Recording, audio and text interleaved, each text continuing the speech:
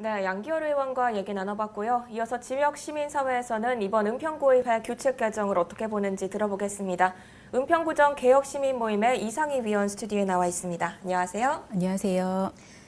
네, 이번에 개정된 규칙안 중 가장 크게 변화된 부분을 꼽자면 심사위원 구성일 텐데요. 이 부분 어떻게 보시나요?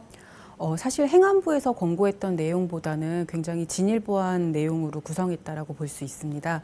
하지만 해외 연수 문제가 계속 지적됐던 부분이 네. 견제받지 않은 의원들의 해외 연수라는 부분에 있어서는 이 부분은 굉장히 좀 아쉽고 본질을 해결하지 못했다라고 봅니다.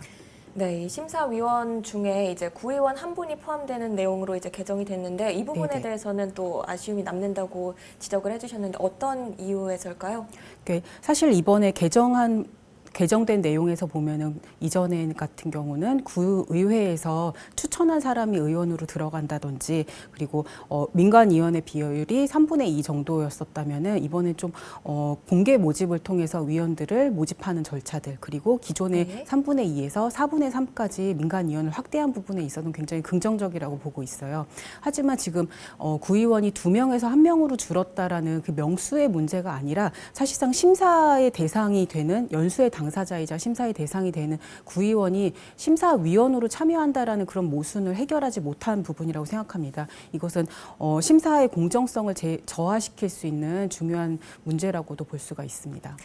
네, 이 지방선거가 있는 해에는 국외 출장비를 좀 최소한으로 편성하자 이런 내용도 있었는데요. 이 부분도 아쉽다고 하셨는데 어떤 이유에서인가요?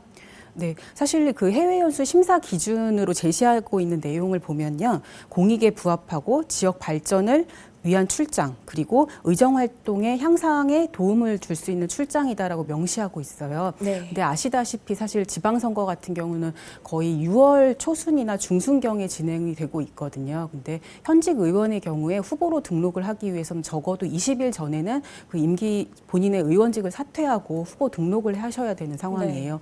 그렇다 보니까 사실상 의원으로 활동할 수 있는 기간은 4개월 정도밖에 되지 않는데 여기에서 이 의원들의 해외 연수를 최소한으로 편성한다라는 것은 본인들도 이 기간 동안에 국외 연수가 불가능하다라는 것을 알고 있음에도 불구하고 이것을 하지 않겠다라는 내용이 아니라 이제 최소한으로 예산 편성을 하겠다라는 것은 좀 여지를 둔 것은 아닌가라고 생각하고 있습니다.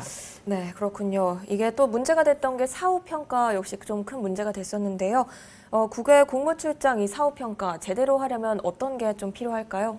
네, 사후평가 같은 경우는 사실 은평구의회 차원에서 새롭게 제시한 내용은 없고요. 네. 그 행안부에서 제시한 내용들이 다 반영돼 있다라고 보실 수가 있어요. 그러니까 너무 상식적인 부분인데 출장 목적에 위반한 경우에는 환수 조치를 하겠다. 네. 그리고 보고서를 심사위원회에 제출해서 이게 원래 목적대로 쓰여졌는지를 보겠다라는 부분. 그리고 보고서의 열람을 할 수 있게끔 해서 굉장히 좀 재밌는 용어를 썼는데 공공의 재산화를 정립하겠다라는 말을 쓰고 있어요. 어쨌든 이 해외 연수 자체가 굉장히 공공의 목적을 띠고 있고 네. 이 다녀와서 시민들과 공유해야 된다라는 것들을 중요하게 다루고 있다라고 보고 있는데요. 근데 사실상 문서 열람으로 할 것이 아니라 이 관련된 지역 현안의 주민들 그리고 이해 당사자 단체들과 함께 소통할 수 있는 출장 보고회 같은 것으로 해서 사실 문서로 사문화되는 것이 아니라 이것이 실제로 적용할 수 있는 과정을 만들어도 될 텐데 여기에서 멈춘 것은 좀 아쉽다라고 볼 수가 있습니다. 네, 문서 열람에서 끝나는 것이 아니라 지역 주민들과 소통할 수 있는 출장, 보고회 같은 형식이 없어서 조금 아쉽다 이런 점을 말씀해 주신 것 같네요. 네, 오늘 여기까지 듣겠습니다. 오늘 말씀 고맙습니다. 네, 감사합니다.